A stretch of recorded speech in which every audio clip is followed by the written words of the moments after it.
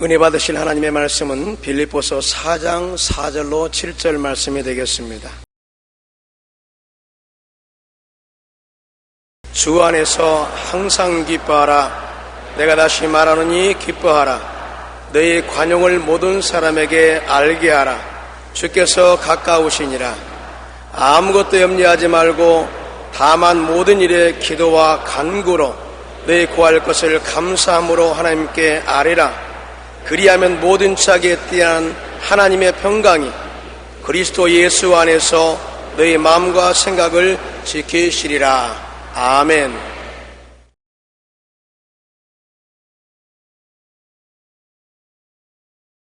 오늘 저는 여러분과 함께 행복의 조건이라는 제목으로 은혜를 나누고자 합니다. 행복을 갖는 데는 내적 외적인 많은 조건이 있습니다. 그러나 그 중에서 제일 중요한 조건이 마음입니다. 마음이 불행하면 환경적인 조건은 아무리 잘 구비해도 행복은 다가오지 않습니다. 세계 영웅 나폴레옹은 세계 정복을 꿈꾸며 영토를 확장했고 사람들이 부러워할 것은 다 가졌던 사람입니다. 지배와 소유의 정상에서 인생의 성취감도 누렸습니다. 그러나 죽을 때 그가 남긴 말은 내가 진정 행복했던 때는 단 6일밖에 없었다. 그렇게 말했습니다. 온 구라파를 정복하고 구라파의 천하를 호령했던 나폴레옹, 부귀 영화 공명을 한 몸에 가졌던 프랑스의 황제, 그는 한평생에 6해 동안밖에 행복하지 않았다고 말한 것입니다. 그러나 반대로 헬렌 켈러는 듣지도 못하고 말하지도 못하고 보지도 못했지만 말년의 과거를 회상하면서 내 인생은 기쁘고 행복한 나날이었다고 말했습니다. 나폴레옹은 헬렌 켈러에 비교하면 환경적으로 행복할 수 있는 엄청난 부귀와 영화를 가지고 있었지만은 그는 행복하지 않았습니다. 헬렌 켈러는 듣지도 못하고 보지도 못하고 말도 못했지만은 그는 매일같이 행복한 나날을 지냈다고 말한 것입니다. 인생의 행복은 그러므로 소유와 지배가 아닌 마음에 있다는 것을 우리가 잘 알 수 있는 것입니다. 첫째로 마음의 행복의 첫째 조건은 마음의 평안인 것입니다. 마음이 편안하지 못하면 아무리 좋은 집에서 호의호식하고 살아도 행복은 오지 않습니다. 마음의 평화가 있으면 초가상칸에 산나물을 먹고 살아도 행복합니다. 마음의 평화는 행복의 가장 중심적인 요소가 됩니다. 그런데 이 세상에 살면은 마음의 평화를 깨뜨리는 많은 일들이 생겨나는 것입니다. 죄책으로 인한 양심의 고통도 마음의 평화를 깨뜨립니다. 나는 한 자매님이 신앙 상담을 왔는데 이런 이야기를 한 것이 기억이 납니다. 고생해서 어머니가 외딸을 청춘 과부가 되어서 대학까지 졸업시켜 좋은 청년에게 짝을 메어 주었습니다. 그리고 사위와 딸과 함께 한 집에 살았는데 사위와 딸의 사랑을 듬뿍 받고 살았으나 몸이 아파서 한시도 편안하지 못했습니다. 그렇기 때문에 딸이 어머니를 걱정해서 멀리 가지를 못해요. 남편이 한 번은 외국으로 출장을 가게 되었는데 남편이 그 부인 보고 당신도 같이 따라가자 그랬습니다. 그런데 딸은 어머니 건강 때문에 뭐하고 있으니까 어머니가 강요를 하는데 야 나는 갔다가 없다 괜찮다 남편 따라 갔다 오너라 내가 밥 지어 먹고 집 지키고 있을 테니 두려워 말고 갔다 오라고 어머니가 강청하고 또 남편 따라 외국에 같이 가고 싶으니까 외국에 출장을 갔습니다. 갔다 와서 집에 오니까 집이 문이 채여서 열리질 않아요. 아무리 흔들어도 안 돼요. 열쇠공을 불러서 따고 들어가니까 어머니가 세상을 떼었습니다. 거기에 그 딸은 엄청난 마음의 고통과 충격을 받았습니다.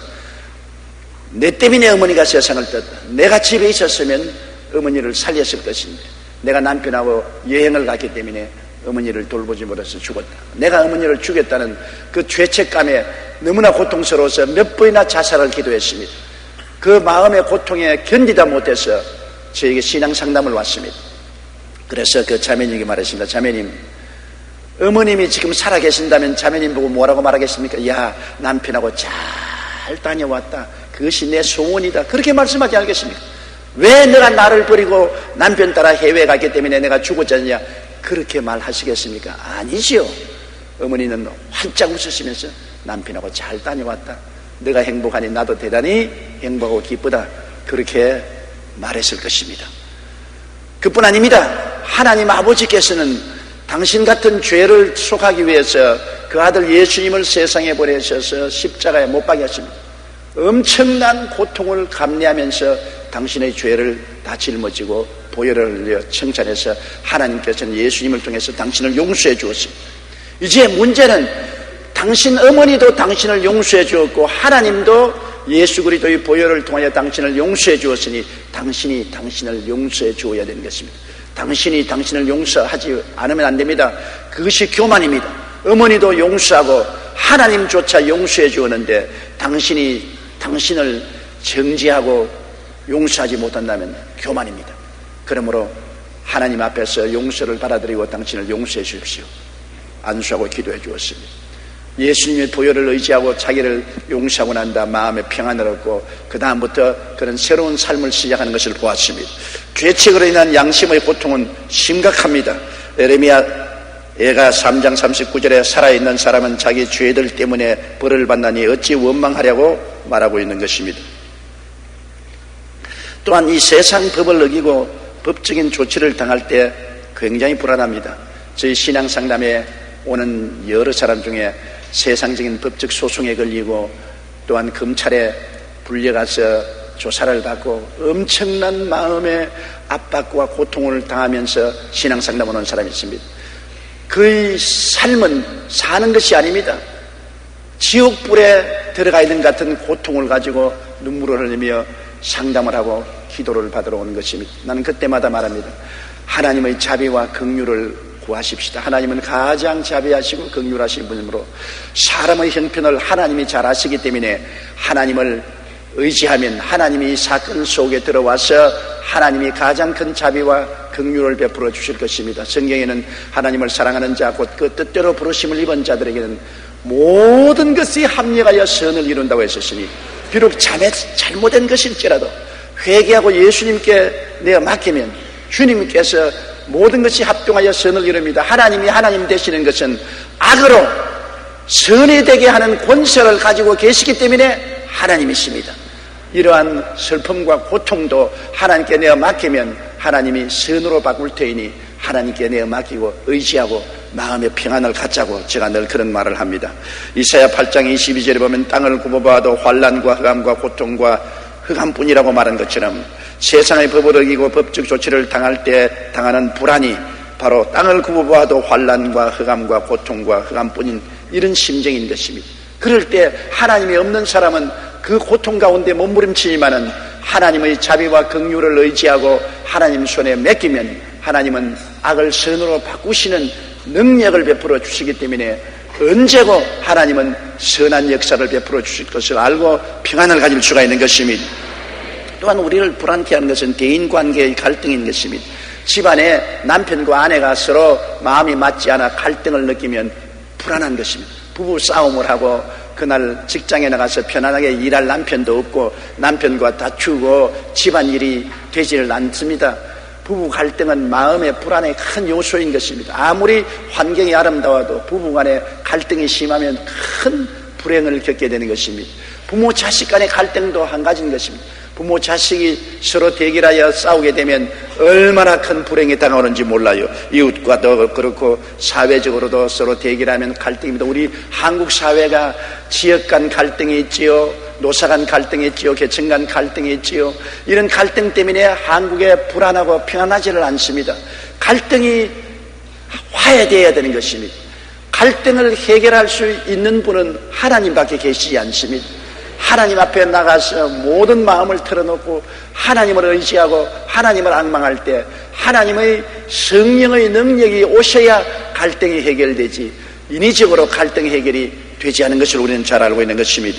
잠언서 14장 10절에 마음의 고통은 자기가 안다고 했는데 모든 사람이 갈등 때문에 마음의 고통을 가지고 있습니다. 이 마음의 고통은 하나님이 와서 해결해 주시면 내가 마음의 평안이 오면 남에게도 평안을 전달할 수가 있는 것입니다. 자꾸 남의 탓을 하지 말고 내가 하나님 앞에서 내 갈등을 하나님 앞에서 해소하고 내가 평안해지면 다른 사람에게 평안을 전달할 수가 있는 것입니다. 생활의 고통도 거대한 불안으로 작용하는 것입니다. 우리가 직장 잃어버릴까 생각할 때 마음이 고통스럽지요. 사업이 안 될까 생각할 때 고통스럽지요. 경제적으로 유지할 수 없을 때 고통스럽지요. 오늘 우리 한국의 경제가 바닥을 때리니까 많은 서민층이 굉장히 고통을 당합니다. 그것이 어디에 나타납니까? 바다 이야기 속에 나타나는 것입니다. 왜냐하면 이판저판 사판이니 논 팔고 집 팔아서 에라 일확천금을 해보자, 어떻게 대박이 터지면 살아볼 것이다.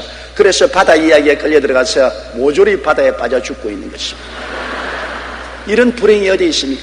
이것은 한국의 사회가 안정되지 못하고 불안하기 때문에 이 불안을 이용해서 돈벌이 하려고 하는 사람들이 생겨난 것입니다.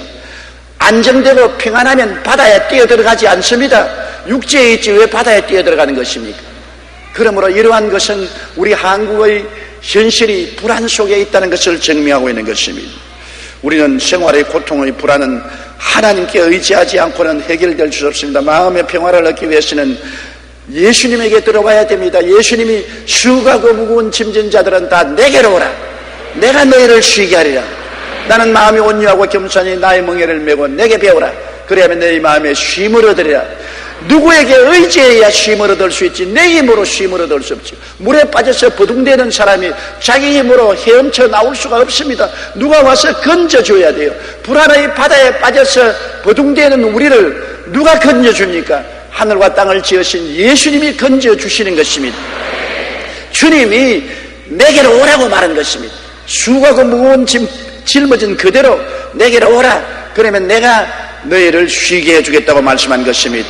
여러분, 예수님 안에 있으면 하나님의 품 안에 있게 되는 것입니다. 시편 91편 1절로 6절에 지존자의 은밀한 곳에 거주한다고 했는데, 지존자의 은밀한 곳은 어디입니까? 예수님은 하나님의 은밀한 곳입니다.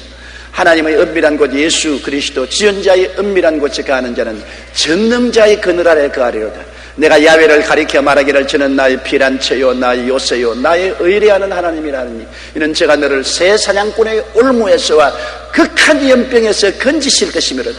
제가 그 기수로 너를 덮으시리니 너가 그 난리 아래 거하리로다. 그의 진실함은 방패와 손방패가 되나니 너는 밤에 놀램과 낮에 흐르는 살과 흑암 중에 행하는 연병과 백주에 황폐케 하는 파멸을 두려워하지 않냐리로다. 천인이 내 곁에서 만인이 내 우편에서 엎드려지나 이 재앙이 내게 가까이 오지 못하리로다. 얼마나 놀라운 위로의 말씀인 것입니까? 예수님 안에 있으면 전능하신 하나님의 날개 아래 거하여서 하나님이 우리를 붙들어서 평안을 얻게 해주는 것입니다. 하나님은 진실로 우리의 샬롬이 되시는 것입니다. 그렇기 때문에 성경은 너희 염려를 다 주께 맡겨라. 그래야만 제가 돌보시라고 말한 것입니다. 더구나 시편 23편 4절에 보면 내가 사망의 엄침한 골짜기로 다닐지라도 해를 두려워하지 아니할 것은 주께서 나와 함께 계심이라. 주의 지팡이가 막대기가 나를 안위하시나이다. 세상에 사는 동안 크고 작은 사망의 엄침한 골짜기가 우리에게 다가와요. 가정적인, 경제적인, 사회적인 사망의 엄침한 골짜기가 다녀오는데 우리 주를 믿는 사람이 한 가지 늘 기억해야 될 것은 어떠한 사망의 골짜기에 들어갈지라도 주님이 나와 같이 계신다는 것입니다. 모든 일가 친척 형제들이 다 떠날지라도 주님이 같이 계신다. 예수를 구주로 믿고 보혈로 언약 맺은 우리들은 하나님과 언약을 맺었기 때문에 주님이 결코 내가 너를 버리지 아니하고 너를 떠나지 아니하리라고 말씀하셨습니다. 사망의 엄침한 골짜기에 주님께서 같이 계시면 주님은 목자로서 지팡이와 막대기를 가지고 같이 계십니다. 지팡이는 길을 여시고 막대기는 보호하여 주시는 것입니다. 우리는 어떤 정경에 처할지라도 주님께 의지하면 주님의 지팡이가 나에게 길을 내어주시고 주의 막대기가 나를 보호해 주신다는 것을 알게 될 때 마음의 평안을 누릴 수가 있는 것입니다. 마음의 평안이 행복의 기초일 뿐 아니라 문제 해결의 초석이 되는 것입니다. 주님께서 세상을 떠나기 전에 우리에게 말씀하시기를 나의 평안을 너희에게 주노라. 내가 너희에게 주는 것은 세상에 주는 것과 같지 아니하니라. 너희는 마음에 근심하지도 말고 두려워하지도 말라고 말씀하신 것입니다. 영국의 식민 정치가였던 세실 존 로즈는 건강관계로 남아프리카로 이주했다가 그곳에서 다이아몬드 황산을 발견하고 큰 부자가 되었습니다. 그는 600만 파운드의 다이아몬드를 옥스퍼드 대학의 장학기금으로 기증할 정도였습니다. 한 번은 그가 잠시 영국에 귀환했다가 구세군의 2대 장군이었던 브람웰 부스 장군을 만나게 되었습니다. 부스 장군이 그에게 당신은 행복합니까? 행복하다고 생각합니까? 하고 묻자 그는 침울한 표정으로 행복이라니요? 내가 어떻게 행복할 수 있겠습니까? 라고 반문했습니다. 그러자 부스 장군은 그에게 이렇게 말했습니다. 천하에 진실로 행복한 곳은 오직 한 곳뿐인데 그곳은 주님의 십자가 아래입니다. 왜냐하면 그곳에서만이 우리의 죄를 용서받을 수 있기 때문이라고 말씀한 것입니다.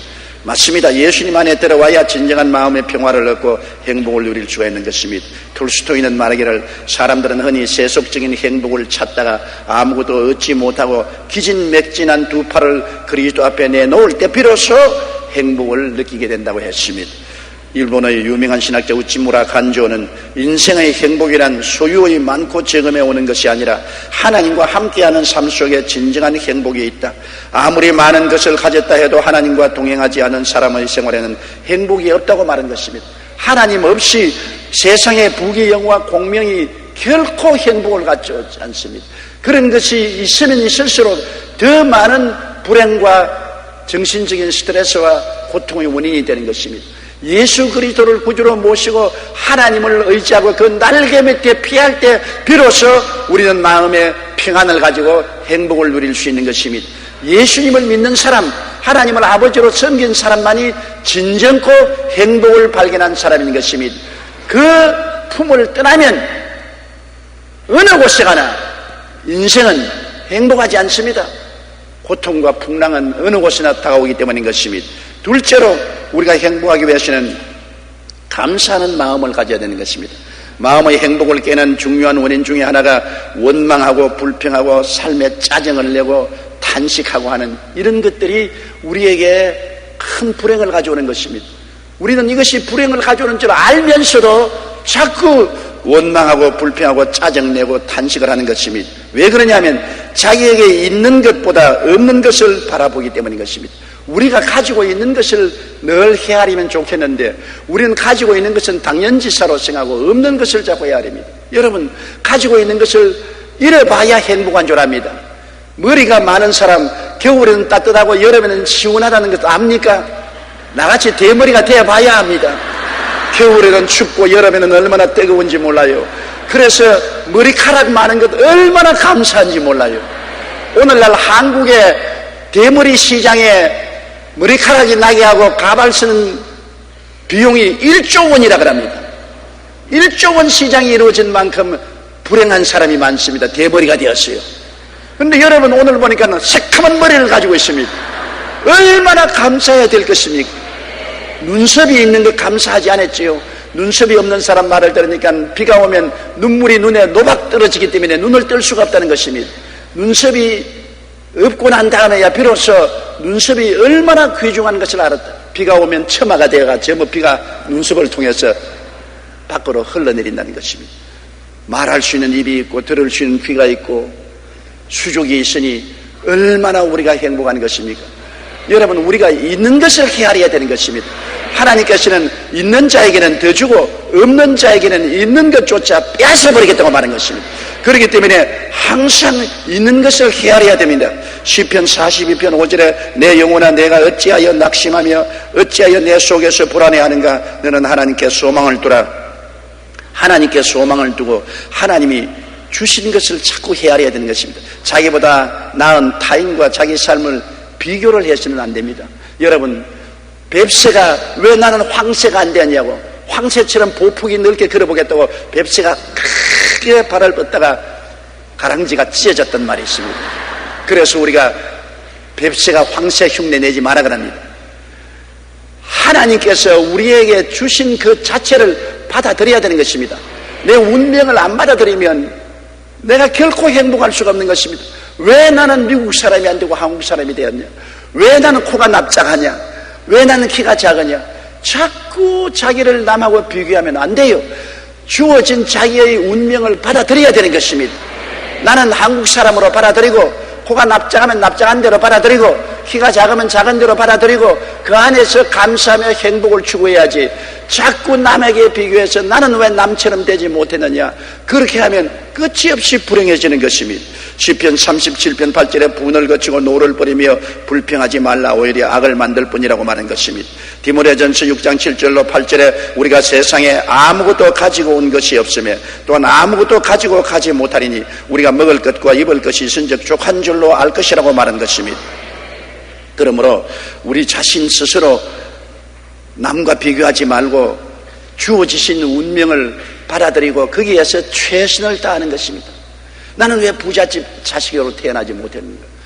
자꾸 생각해보면 불평만 하겠지 운명이 바뀌지 않습니다. 나는 가난한 집에 태어났으면 근검전략하고 가난한 사람으로서의 최선을 다하고 살면서 꿈을 가지고 하나님께 기도하고 노력해서 나도 부자가 되려고 애를 쓸 따름이지, 불평 원망해서는 안 되는 것입니다. 미국의 유명한 상담가 에비 박사에게 15살 난 소녀가 편지를 썼습니다. 나는 불행합니다. 나는 독방도 없고 부모의 간섭은 심하고 나를 믿어주지도 않습니다. 나를 청해주는 남자친구도 없고 좋은 옷도 없습니다. 나의 장래는 암담합니다. 나는 죽고 싶습니다. 그런 편지를 썼습니다. 그런데 이 편지를 신문에 읽은 13세 소녀가 이런 글을 투고했습니다. 요사이 말한 댓글을 남겼습니다. 나는 걷지 못하는 소녀입니다. 사람이 보고 말하고 걷는 것이 얼마나 큰 행복입니까? 당신은 볼 수 있고 들을 수 있고 말할 수 있고 사지가 멀쩡하지 않아요. 그러나 나는 걷지 못하는 불구자입니다. 휠체어에 앉아 있습니다. 비록 걷지 못하지만은 나는 볼 수 있는 눈이 있고 들을 수 있는 귀가 있고 말할 수 있는 입이 있는 것만 해도 너무나 감사합니다. 나는 다리가 없어서 못 걷지만은 충분히 있는 것으로 만족합니다. 그런 댓글을 올렸습니다. 행복은 있는 것을 감사하는 데 있습니다. 다른 사람과 비교하지 않고 자신이 받은 복을 헤아리는 사람만이 감사의 마음을 가질 수 있는 것입니다. 그렇기 때문에 내가 받은 복을 헤아보아라고 찬송가에 말하고 있지 않습니까? 내가 받은 복을 자꾸만 헤아보십시오. 마음에 원망, 불평, 짜증, 탄식이 나올지라도 내가 가지고 있는 것, 받은 것을 감사하고 남에게 비교하지 마십시오. 남은 나무의 팔자고 내 팔자는 내 팔자입니다. 내가 나무 팔자 따라갈 수가 없어요. 내 팔자 내 것이니 내 팔자에 만족하고 충실하게 인생을 살아갈 때 행복을 가져올 수가 있는 것입니다. 알랭은 말하기를 남보다 나은 점에서 행복을 구한다면 영원히 행복하지 못할 것이다. 왜냐하면 누구든지 남보다 한두 가지 나은 점이 있어도 전부가 뛰어날 수는 없기 때문이다. 행복이란 남과 비교해서 얻는 것이 아니라 스스로 있는 것을 만족하는 데서 얻는 것이라고 말했습니다. 이 말을 우리가 유의해 볼 가치가 있습니다. 우리가 감사하는 마음을 가지기 위해서는 항상 매일같이 받은 복을 헤아리십시오. 심신의 건강, 가정, 직장, 현실의 삶 등에서 있는 것을 늘 헤아리는 그러한 의지적인 노력이 필요한 것입니다. 시편 103편 2절에 내 영혼아 야훼를 송축하며 그의 모든 은택을 잊지 말라. 하나님이 주신 은택을 기억하고 일일이 헤아려서 하나님께 감사를 드리는 것입니다. 에베소 5장 20절에는 범사에 우리 주 예수 그리스도 이름으로 항상 아버지께 감사를 하라고 말한 것입니다. 그리고 다른 사람을 복되게 하려고 노력해야 감사한 삶을 살 수 있는 것입니다. 자꾸 내 중심으로 나에게 주시옵소서, 내게 주시옵소서 탕자받게 되는 것이 없습니다. 어찌하든지 다른 사람을 행복하게 만들려고 노력해 보십시오. 남편은 아내를 행복하게 하려고 노력해 보십시오. 아내들은 남편을 행복하게 만들려고 노력해 보십시오. 자녀들은 부모를 기쁘게 하려고 노력을 한번 해보십시오. 그런 데서 감사할 일들이 생기고 행복이 찾아오는 것입니다.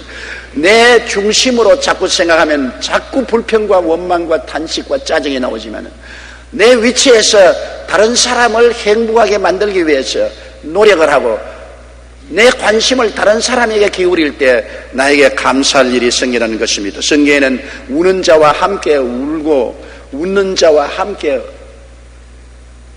웃어라, 즐거워한 자와 함께 즐거워하라고 말한 것입니다. 내 관심을 나에게만 집중하지 말고 다른 사람에게 관심을 기울여야 되는 것입니다. 프랑스 사람들이 뽑은 존경하는 인물 중에 8년 동안 7번이나 1위를 차지했던 사람이 바로 아베 피에르 신부입니다. 그는 빈민구호 공동체인 엠마오 공동체를 창설해서 가난하고 소외된 사람들을 돌보는 데 앞장서고 있습니다. 이 피에르 신부님이 쓴 단순한 기쁨이란 책에 보면 이런 내용이 나옵니다. 한 신사가 자살 직전에 피에르 신부를 찾아왔습니다. 그는 자기의 가정적인 문제, 경제적인 파탄, 사회적인 지위의 실추 등을 들며 자신이 죽을 수밖에 없다는 이유를 자세히 피에르 신부에게 말했습니다. 피에르 신부는 그 이야기를 다 들은 후 고개를 끄덕끄덕하고 충분히 자살할 이유가 됩니다. 일이 그렇게 되었으면 살 수가 없겠지요. 자살을 결심하게 하는 것은 당연하지요. 당신은 자살을 하는 것이 당연합니다. 그러나 죽기 전에 내가 너무 일이 바쁘니까 날 좀 도와주지 않겠어요? 날 좀 도와주고 죽으십시오. 그 신사가 말하기는 뭐 어차피 죽을 건데 죽기 전에 신부님이 필요한다면 제가 얼마간 신부님을 돕도록 하지요. 그렇게 수락을 했습니다. 그리고 피에르 신부를 도와 집 없는 사람, 불쌍한 사람을 위해 집을 짓는 일을 열심히 했습니다. 요사이 헤비타트 일을 했다는 것입니다. 그리고 얼마 후 그는 이렇게 고백했습니다. 만일 신부님께서 내게 돈을 주었든지 내가 살 수 있는 집을 지어줬든지 무언가를 베풀었다면 나는 다시 자살했을 것입니다. 그러나 신부님은 내게 아무것도 주지 않았습니다. 오히려 도움을 요청했습니다. 나는 신부님과 같이 일을 하고 다른 사람들을 섬기면서 내가 살아야 될 이유를 충분히 찾았습니다. 이제 나는 어떻게 사는 것이 행복하는 것을 알게 되었습니다. 남을 돕다가 자기가 죽을 것조차 잊어버리고 마는 것입니다. 비로소 행복이 어디에 있다는 것을 알게 되었다는 것입니다. 피에르 신부는 정말 현명한 분이었습니다. 데일 카네기는 행복할 수 있는 방법에 대해서 이렇게 말했습니다. 행복의 유일한 방법은 감사를 바라지 않고 남에게 주는 기쁨을 갖는 데 있다. 남에게 감사하다고 인사 듣기를 바라지 말고 자꾸 남을 도와주는데 기쁨을 가지라는 것입니다. 당신의 고민거리를 헤아리지 말고 당신이 받은 축복을 헤아리라. 다른 사람에게 흥미를 가짐으로 피곤한 자기 집중에서 벗어나 다른 사람의 얼굴에서 웃음을 띄울 수 있는 일을 한 가지씩 기억하라고 말하는 것입니다. 프리올이라는 사람은 행복한 사람이 되고 싶거든 남을 기쁘게 하는 것을 배우라고 말하는 것입니다. 우리가 다른 사람을 복되게 하려고 노력하면 감사하는 마음이 생겨나고 이것이 바로 행복의 원천이 될 수가 있는 것입니다. 오늘 많은 가정적인 불행은 이기주의 때문에 그런 것입니다. 남편은 아내와 자식들 보고 나를 섬기라고 말하고 아내는 남편 보고서 당신은 나를 섬겨라, 자녀들도 나를 섬기라고 하는 것입니다. 이 외고집, 이 자기 중심으로 사는 것, 이거는 불행의 성을 쌓는 것입니다. 그 성을 허물어뜨리고 자기가 존재하는 이유는 이웃에게 섬기기 위해서, 이웃을 행복하기 위해서, 이웃을 기쁘게 하기 위해서 산다고 생각하고 열심으로 헌신하면 놀라운 행복이 다가오게 되고 감사할 일이 많이 생기는 것입니다. 그러므로 또 항상 하나님과 이웃에 감사하다는 말을 해야 됩니다. 시편 50편 23절에도 감사로 제사를 드리는 자가 나를 영화롭게 하나니 그의 행위를 옳게 하는 자에게 내가 하나님의 구원을 보이리라고 말하는 것입니다. 하나님도 감사로 제사를 드리는 자를 기뻐하시고 그 제사를 영광스럽게 받아들이십니다. 하나님께도 자꾸 감사해야 돼요. 하나님이 주신 은혜를 감사하고 이웃에서도 자꾸 감사해야 돼요. 땡큐란 말은 입에 익어야 되는 것입니다. 우리 한국 사람은 좀처럼 감사하지 않는 습관이 있습니다. 우리 한국 사람은 남이 잘해줘도 감사하는 말을 안 하고 퉁명스럽게 무례하게 감사를 받아들이고 그냥 지나가 버리는 것입니다. 우리 한국 사람은 부정적인 마음이 많아요. 일본 사람들과 한국 사람이 다른 것은 일본 사람은 나라에 공을 세우고 훌륭한 사람 집 앞에는 국가유공자라는 패를 붙여놓았습니다. 아버지가 애들을 데리고 그 집 앞을 지나가다가 그 패가 있으면 얘들아, 이분은 우리 국가의 유공자의 훌륭한 사람이다. 너희들도 장차 커서 이같이 훌륭한 사람이 되라. 참으로 존경할 사람이다. 이러고 지나갑니다. 근데 한국 사람은 그러한 훌륭한 사람 집에 유공자의 패가 붙었으면 야, 이 새끼 여기에 있었구나. 이 개새끼 같은 거. 뭐 동정이 이 새끼라 그럽니다. 아, 훌륭하고 좋은 일을 한 사람이 칭찬받고 흠모를 받아야 될 것인데 우리 한국은 그런 사람이 있으면 당장 개새끼요. 야, 이 개새끼 여기에 살았구나. 그럼 자식들이 뭐라고 합니까? 아버지, 개새끼가 살고 있군요. 성공한 사람은 전부 개새끼군요. 이렇게 되지 않겠습니까? 이래서 우리 한국 사회가 이렇게 분란이 많은 것입니다. 조금이라도 남보다 두각을 나타내면 어찌하든지 바지가랭이 끌어내려야 되는 것입니다. 어찌하든지 상처를 입히고 죽여야 돼요. 우리 한국 민족성은 이것을 고치지 못하면 결코 이 시점에서 발전하지 못합니다. 자꾸 남을 격려해주고 남에게 감사하고 칭찬하고 힘을 주어야 되는 것입니다. 아내 여러분, 남편을 감사하고 자꾸 격려해 주십시오. 남편 여러분도 아내를 칭찬하고 자꾸 격려해 주십시오. 사람은 격려와 감사를 먹고 사는 동물인 것입니다. 하나님도 감사할 때 기뻐하시는데, 하나님의 형상과 모양대로 지음받은 인간이 감사를 받을 때 얼마나 기뻐합니까? 칭찬받을 때 얼마나 용기가 생기는 것입니까? 이러한 것을 우리가 다 알면서 실천하지 않습니다. 더구나 우리 한국은 오랜 식민지 생활에 짓밟혔기 때문에 마음이 삐뚤어져 가지고서 남을 존경하고 감사하고 칭찬할 줄 모르는 민족성을 가지고 있으므로 이것을 우리가 회개하고 고쳐야 되는 것입니다. 셋째로, 우리가 행복하기 위해서는 관용하는 마음이 있어야 되는 것입니다. 관용하지 못하는 사람은 결코 행복하지 못해요. 마음이 고통의 감옥에 갇히는 것입니다. 마태복음 18장 28절로 35절에 예수께서 이런 말씀을 하셨습니다. 한 임금이 1만 달란트 빚진 사람을 잡아와서 너 빚을 갚아라. 못 갚으면 너희 처자를 다 팔아서 빚을 거두겠다 했습니다. 이 사람이 땅을 치고 울며 살려달라고 통곡하니까 왕이 불쌍히 여겨서 1만 달란트를 다 탕감해버리고 해방시켰습니다. 좋다고 춤을 추며 왕궁 밖에 나왔다가 100단야르니 적은 빚을 진 친구를 만나죠. 멱살을 잡고, 야 이놈아 100단야르니 갚아라. 아이, 시간만 주면 내가 갚겠으니 말미를 달리기는 무슨 웃기는 소리 하냐. 그리고 당장 감옥에 쳐넣습니다. 이를 본 이웃이 너무나 분도해서 왕에게 보고를 했습니다. 왕이 1만 달란트 용서해 준 그 사람은 자기 친구 100데나리 빚진 사람을 잡아서 돈 안 갚는다고 감옥에 쳐넣었습니다. 왕이 분노해서 도로 잡아오너라. 잡아오니까 왕이 말하기를, 나는 1만 달란트를 네가 통곡하고 탄식하며 용서를 구하기 때문에 다 탕감해 주었는데 어찌 친구의 100데나리온을 용서해 주지 못하고 잡아서 감옥에 넣냐. 이놈을 감옥에 집어넣고 1만 달란트를 갚을 때까지 고생을 시켜라. 그렇게 말씀하시고 난 다음 주님께서 왕이 한 말을 들어라. 너희도 너희 이웃을 용서하지 않으면 하늘에 계신 아버지가 이처럼 하시리라. 그것은 뭐냐? 우리가 이웃을 용서하지 못하면 우리 마음이 감옥에 갇힐 것이라는 것입니다.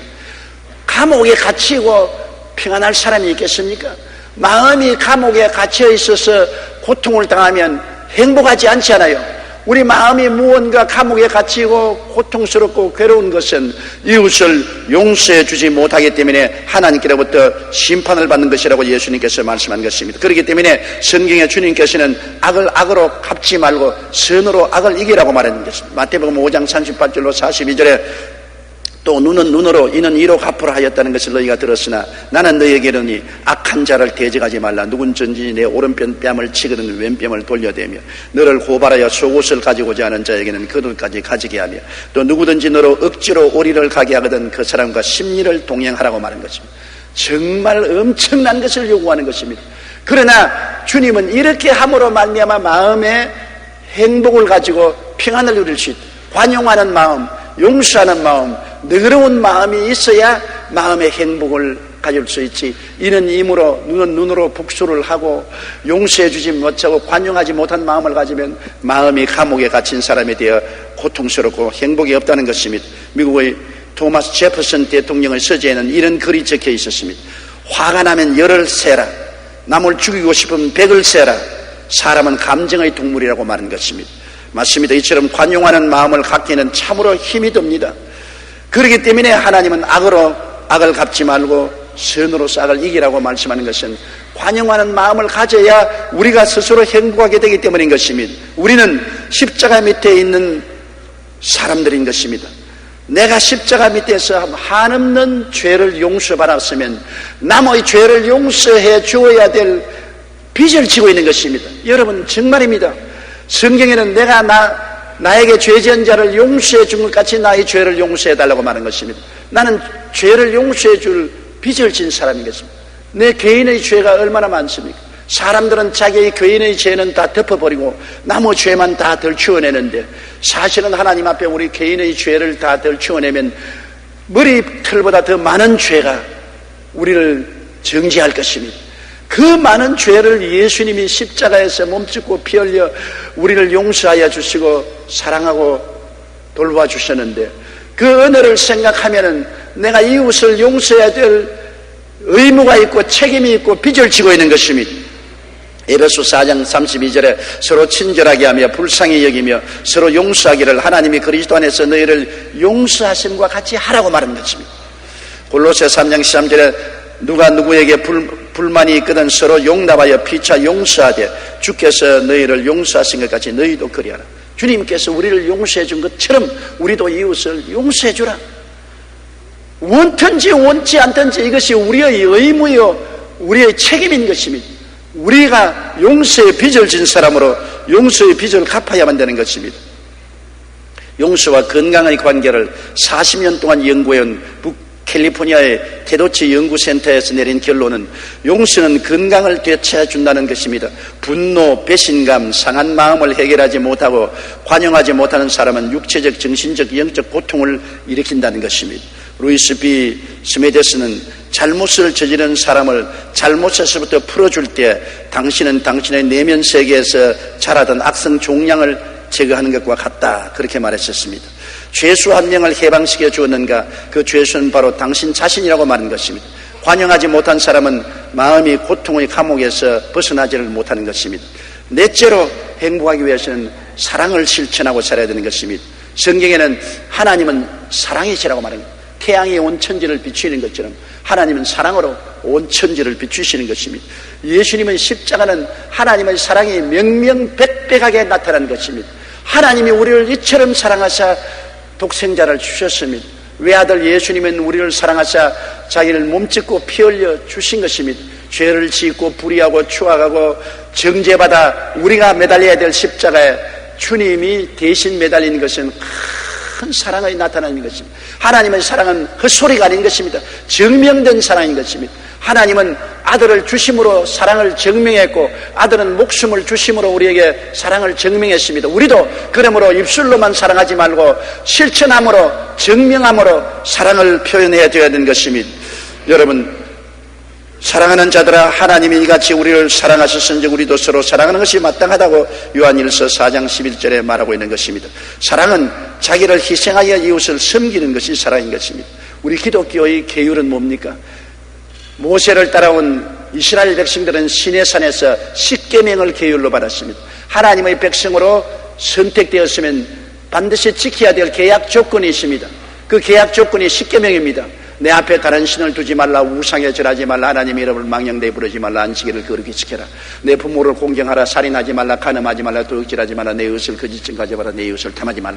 이것은 이스라엘이 선민 계약을 맺은 조건이 바로 이 십계명인 것입니다.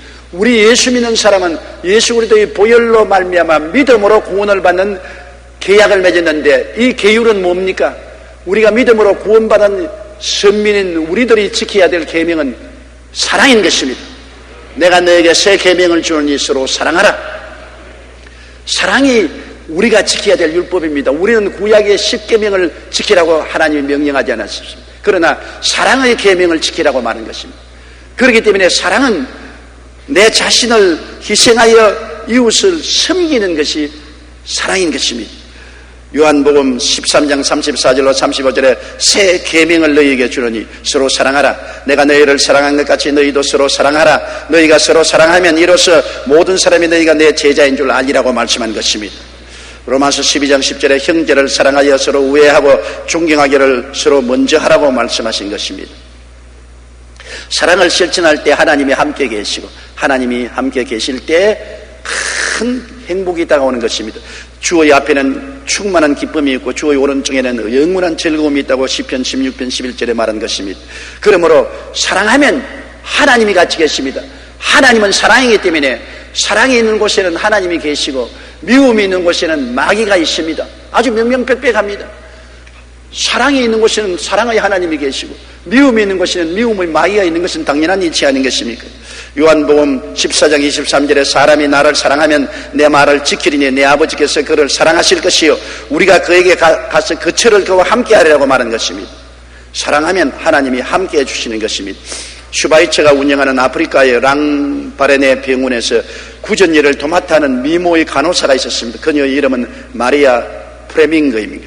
그녀는 헝가리 귀족의 딸로 한때 재색을 겸비한 최고의 미인으로 많은 사람의 흠모의 대상이 되었습니다.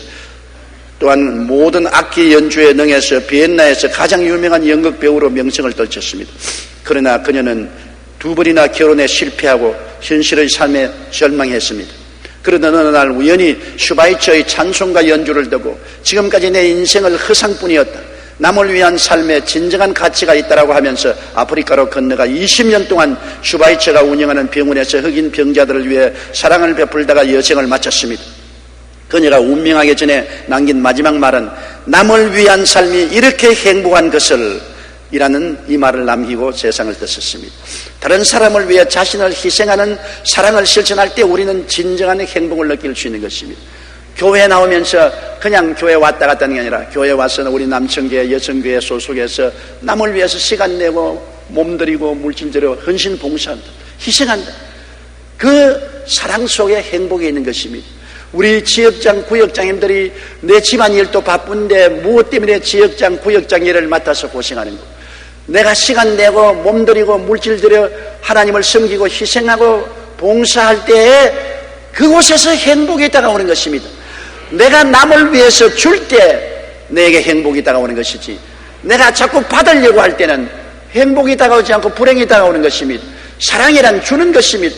태양이 자기를 불태워서 온 천지를 비추고 만물을 살리고, 예수님이 당신 자신의 생명을 희생해서 만인을 구원하고 살리는 것처럼 우리도 예수 그리스도와 아버지 하나님을 닮아서 우리가 마음으로, 생활로 주고 또 주고 나누고 희생적으로 섬기고 봉사하는 삶 속에 진실로 행복이 다가오게 되는 것입니다. 주라 그리하면 돌려줄 것이니 곧 후이되어 눌러 흔들어 넘치게 해서 안겨주라고 말한 것입니다. 사람들은 행복의 조건을 외적인 면에서 찾으려고 합니다. 돈, 지위, 명예, 부귀, 영화, 사치, 자기 과시 등, 물론 그것이 행복에 기여하지 않은 것은 아닙니다. 그러나 행복의 집은 내적 조건인 마음의 평화, 감사하는 마음, 이웃을 보듬어 안는 관용, 이웃을 섬기는 희생적인 사랑이 없이는 모래 위에 지은 집이 되어 곧 허물어지고 맙니다. 내적인 행복이 있어야 외적의 행복 조건이 가치가 있게 되는 것입니다. 다 같이 고개 숙여 기도드리겠습니다. 사랑이 많으신 우리 아버지 하나님, 우리는 모두 다 행복을 찾고 있습니다. 모두 다 행복을 사모합니다. 그러나 그 행복이 내 마음에 있다는 것을 깨닫지 못하는 사람이 너무나 많습니다. 아버지여, 행복을 저 산 건너 있다고 하지 말게 하여 주시옵소서. 산 넘어가면 또 저 산 넘어가야 행복이 있다고 말합니다. 행복은 우리 마음에 있다는 것을 알게 하여 주시옵소서.